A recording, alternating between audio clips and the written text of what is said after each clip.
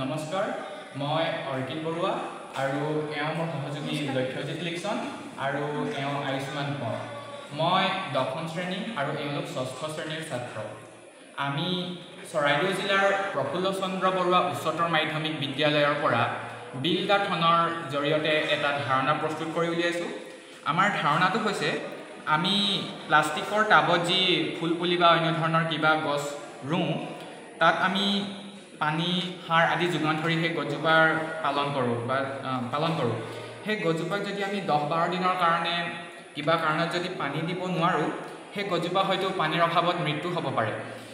সেয়েহে আমি এনেধৰণৰ প্লাষ্টিকৰ বটলত পানী ভৰ্তি কৰি তাত এনেধৰণৰ কম্পাছ বা পিং আদিৰে ফুটা কৰোঁ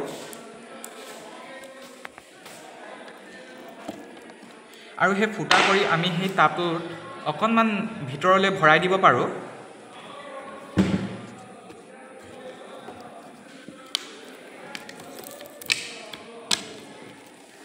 আৰু তাৰ সাঁফৰখন আমি অকণমান খুলি পিনে পানী ওলাই যোৱাৰ যদি ব্যৱস্থা কৰোঁ, এই পানীখিনি গছজোপাক 10-12 দিনৰ কাৰণে পানীৰ অভাৱৰ পৰা দূৰ কৰি ৰাখিব পাৰিব।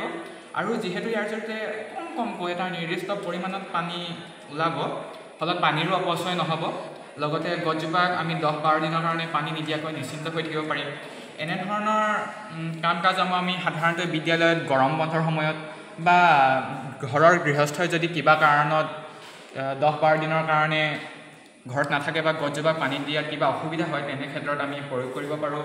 ইয়াৰ জৰিয়তে আমাৰ প্লাষ্টিকৰো পুনৰ ব্যৱহাৰ হৈছে আৰু ইয়াৰ ক্ষেত্ৰত আমাৰ খৰচো বৰ বিশেষ নাই। আমি ইয়াৰ কাৰণে প্লাষ্টিক বটল কিনাৰ উপৰি আমি ৰাস্তাই ঘাটে পেলাই দিয়াও ল'ব পাৰোঁ। ইয়াৰ উপৰি পিং আদিটো আমি সহজতে পামেই। ইয়াৰ দ্বাৰা আমাৰ পৰিৱেশো চাফ চিকুণ হৈ থাকিব, গছজোপায়ো নিয়মিত ৰূপে পানী পাই থাকিব আৰু গছজোপা যদি কিবা বেমাৰ হয়, আমি ইয়াৰ সৈতে সেই ঔষধ পাতি মিহলি কৰি দিব পাৰোঁ। ধন্যবাদ।